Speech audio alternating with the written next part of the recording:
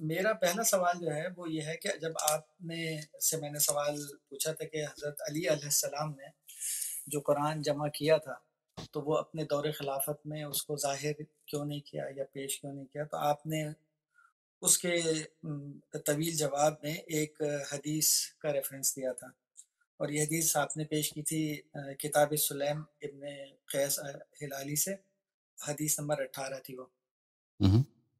اس میں آپ نے بڑی مفصل گفتگو فرمائی، اور آپ نے بتایا کہ امیر المومنین علیہ السلام نے جب لوگوں سے، یعنی اپنے اہل بیت اور اپنے شیعہ حضرات سے جو ہے وہ ملاقات کی، اور اس کے اندر انہیں توجیحات پیش کی کہ وہ کیا وجہ ہیں کہ وہ بہت سارے ایسے کام جو پچھلے خلفاء کر گئے تھے وہ اسے پلٹنا نہیں چاہتے۔ تو اس میں آپ نے بہت ساری چیزوں کا ذکر فرمایا کہ مثال کے طور پہ وہاں پر مقام ابراہیم کا آپ نے ذکر کیا کہ اس کی جگہ تبدیل کر دی گئی تھی، تو آپ نے کہا کہ میں چاہوں تو اسے واپس اس کے اپنے اصل مقام پر لے آؤں۔ پھر اسی طرح سے آپ نے جو ہے وہ خیبر کے غنائم کا ذکر کیا کہ اگر میں چاہوں تو ان کو دوبارہ اہل بیت کو لوٹا دوں۔ پھر آپ نے اس طرح مختلف چیزوں کا جو ہے وہ آپ نے ذکر فرمایا کہ حضرت علی علیہ السلام جو ہے وہ اس بات پر قادر تھے، قدرت رکھتے تھے بحیثیت خلیفہ کے، کہ جو تبدیلیاں کی گئیں پچھلے 3 خلفاء کے زمانے میں، وہ اس پر قدرت رکھتے ہیں کہ وہ انہیں لوٹا دیں۔ لیکن اگر وہ ایسا کریں تو پھر جو نئے لوگ جو اتنے طویل عرصے میں یعنی تقریباً 20-22 سال کی مدت میں جو نئے لوگ اسلام میں داخل ہوئے ہیں اور اسلام دور دراز تک پھیل گیا ہے، تو وہ جو ہے یعنی پلٹ جائیں گے، اور پھر صرف ان کے ساتھ ان کے شیعہ اور ان کے اہل بیت رہ جائیں گے۔ تو یہ جو ہے اس لحاظ سے یہ باتیں جو ہے مناسب نہیں ہیں کہ وہ ان کو کیا جائے، حالانکہ اس پہ قدرت رکھتے ہیں۔ معاویہ کے ساتھ لڑائی تھی، پھر اس کے بعد خوارج میں ان کی جو اپنے خوارج کون تھے؟ خوارج ان کے سب لشکر اپنے لشکر والے تھے جنہوں نے ان کے ساتھ بیعت کیا تھا۔ خوارج وہی تو تھے جنہوں نے عثمان کے قتل میں بھی حصہ لیا تھا، اور انہوں نے کہا آپ کافر ہو گئے، آپ کافر ہو گئے، آپ کو کفر سے توبہ کرنی چاہیے۔ تو ان کو نماز نہیں پڑھنے دیتے تھے، ان کو نماز کے وقت اذیت کرتے تھے۔ تو پھر آخر میں جب امیر المومنین علیہ السلام نے خوارج کے خلاف کوئی تلوار نہیں اٹھایا، جب خوارج نے مسلمانوں کو قتل کرنا شروع کیا تو پھر ان کو امیر المومنین علیہ السلام نے ان کو خاتمہ کر دیا۔ اچھا، تو ان حالات میں امیر المومنین علیہ السلام جب پورے عالم اسلام میں بغاوت ہے، ہر طرف بغاوت ہی بغاوت ہے، اس حالت میں وہ ان کی جو تسلط ہے اقتدار پر، وہ بہت ہی، امام کی تسلط یا کسی خلیفہ کی تسلط اسی صورت میں ہوتی ہے کہ لوگ اس کی بات مانیں، اور وہ ایسے آدمی نہیں تھے کہ بس اگر معاویہ جو چاہتا ہے کہ مجھے اگر شام کا تم گورنر رکھ دو تو میں ٹھیک ہے، میں آپ کے ساتھ بیعت کر لیتا ہوں، تو وہ اس طرح نہیں تھے کہ وہ ایک ظالم کو، ایک شخص کو وہاں پہ شام کی گورنرشپ پہ برقرار رکھ دے، یا طلحہ زبیر کو مثلا مصر کا گورنر بنا دے، زبیر کو عراق کا گورنر بنا دے، ان لوگوں کو سب خوش کرے۔ وہ امانت کو اہل کے سپرد کرنا چاہتے تھے۔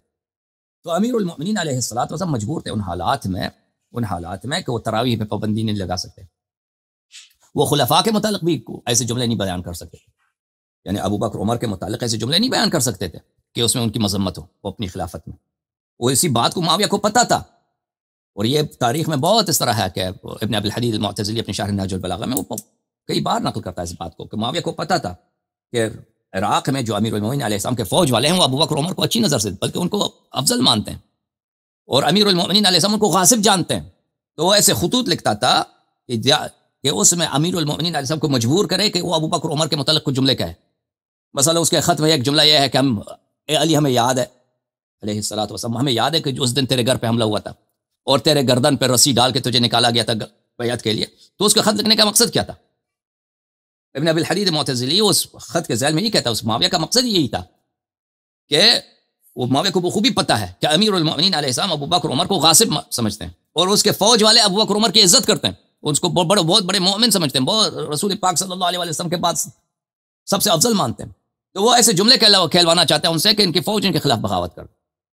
تو ایسے حالات میں امیر المؤمنین علیہ الصلوۃ والسلام کسی طرح سے مخالفت، بحار الانوار میں روایت ہے کہ امیر المؤمنین علیہ السلام نے رمضان کے مہینے میں امام حسن مجتبی علیہ السلام کو مسجد بھیجا، ان سے کہا کہ مسلمانوں سے کہہ دو کہ یہ نماز تراویح بدعت ہے، اس نماز نہ پڑھو رمضان میں۔ تو مسجد والوں نے نعرے شروع کر دی، ان کا نعرہ پتہ ہے کیا تھا؟ وا عمرہ وا عمرہ، ان کا نعرہ یہ تھا وا عمرہ وا عمرہ۔ یہ کہ عمر تو کہاں ہے، عمر کہاں ہے؟ دیکھو عمر کی سنت کو یہ لوگ بدعت کہہ رہے ہیں، تراویح تو عمر کی بدعت سنت ہے. یہ عمر ہمارا پیارا خلیفہ دنیا سے گیا. اب دیکھو یہ ظلم کی حالت دیکھو کہ اس کی سنت سے میں منع کر رہا ہوں. تو پھر جب یہ دیکھا کہ بھئی یہاں پہ فتنہ کڑا ہوگا تو امیر المومنین علیہ السلام نے اپنے بیٹے سے فرمایا کہ ان کو پڑھنے دو، جو کرنا چاہتے ہیں پڑھ. تو وہ اپنا تراویح پڑھتے تھے، وہ ان کی اپنی دارالخلافہ میں تراویح ہوتی تھی. آپ کہہ رہے ہیں کہ اس حدیث میں قرآن کا ذکر نہیں ہے، ٹھیک ہے نا، قرآن مجید کا ذکر نہیں ہے کہ جو انہوں نے جمع کیا تھا. پہلی بات یہ ہے میرے بھائی کہ ڈاکٹر صاحب کے قرآن مجید کا جو کہ امیر المؤمنین علیہ السلام نے جمع کیا، اگر میں اس کے متعلق بات کروں تو یہ تو کافی طویل ہے کہ انہوں نے واقعاً قرآن جمع کیا ہے، اور یہ صحیح سند کے ساتھ ثابت ہے شیعہ کتب میں اور مخالفین کے کتب میں. اب وہ قرآن کہاں گیا؟ قرآن انہوں نے جمع کیا، ٹھیک ہے نا، اور ان کے قرآن جمع کرنے کے بعد کسی اور کو قرآن جمع کرنے کی ضرورت نہیں تھی. آپ بخاری میں چلے جائیے، جب زید بن ثابت سے آپ نے روایت دیکھی ہے ڈاکٹر صاحب، بخاری میں جو روایت ہے جمع قرآن کے متعلق، جی آپ نے بیان کی تھی، وہ میں نے دیکھی ہے. زید بن ثابت کہتا ہے کہ انہوں نے جب مجھے کہا، ابو بکر عمر نے مجھے بلایا ہے، مجھے حکم دیا قرآن جمع کرو، تو میں نے یہی عرض کیا کہ یہ آپ کیوں وہ کام کریں جو پیغمبر صلی اللہ علیہ وسلم نے نہیں کیا ہے، اور پھر یہ میرے لیے اتنا مشکل کام تھا، جیسے میں کسی پہاڑ کو اپنی جگہ سے اٹھاؤں، میرے لیے اتنا مشکل کام تھا. تو اس کو دینے کی کوئی، زید بن ثابت کوئی ایسا کوئی اتنا عالم صحابی بھی نہیں ہے کہ وہ جو ہے وہ نہایت علم میں سب سے اوپر ہو، سب سے اونچا ہو، اس طرح بھی نہیں ہے.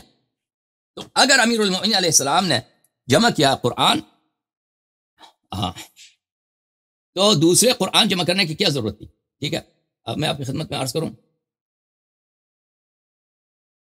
یہ کتاب ہے کتاب المصنف فی الاحادیث والآثار الجزء السادس، چھاپ دار التاج. یہاں پر میں آپ کو لیے چلتا ہوں صفحہ نمبر 148 میں، صفحہ نمبر 148 میں ملاحظہ فرمائیے اس حدیث کو.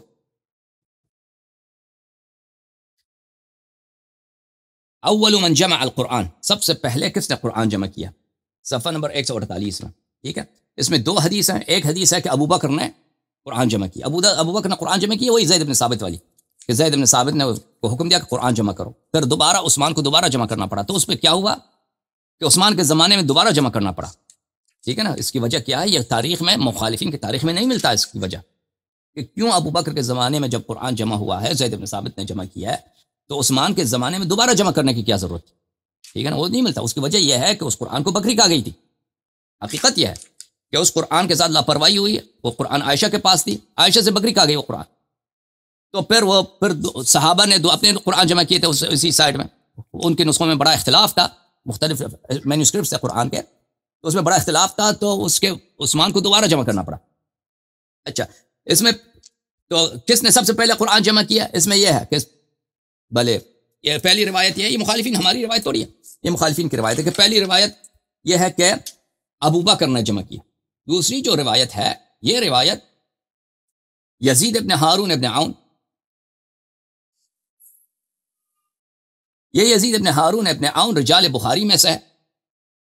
وہ روایت کرتا ہے اپنے والد ابن عون سے، وہ بھی رجال بخاری مسلم میں سے ہے، اور وہ روایت کرتا ہے محمد سے، محمد ابن سیرین سے. اور یہ اللہ آپ کا بھلا کرے، کتاب یہی روایت کتاب الاتقان میں سیوطی نے روایت کی دوسرے سند کے ساتھ، اور اس میں اسی سند کے متصل سند کے ساتھ روایت کی. یہ سند اس کے سب رجال بخاری مسلم کے ہیں، لیکن محمد ابن سیرین کچھ اس کا عمر کم ہے، لیکن الاتقان میں اسی کو متصل سند کے ساتھ اور صحیح سند کے ساتھ روایت کیا. لما استخلف ابو بکر، جب ابو بکر خلیفہ بنائے گئے، قعد علی علیہ السلام فی بیتہ، علی علیہ السلام اپنے گھر میں بیٹھے رہے. فقیل لابی بکر فارسل